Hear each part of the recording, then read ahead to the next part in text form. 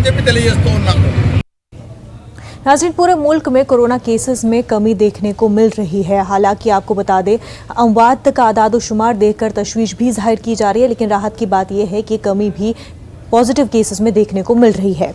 वजारत सेहत की जानिब से जारी करदा आदाद-ओ-शुमार के मुताबिक पिछले 24 घंटे में 1,61,386 अफराद में मर्ज की तस्दीक हुई है, जबकि मुल्क में कोरोना मरीजों की अमवात की तादाद में मुसलसल इजाफा तशवीश का बाइस बना हुआ है। पिछले 24 घंटों में 733 अफराद वायरस से मौत के शिकार हुए हैं। तीसरी लहर में एक दिन में अब तक सबसे ज्यादा अमवात दर्ज की गई है। इसी दौरान 2,81,109 अफराद डिस्चार्ज भी हुए हैं। कोरोना के खिलाफ टीकाकारी मुहिम के तहत अब तक 167 करोड़ से ज्यादा वैक्सीन डोज लोगों ने ली है।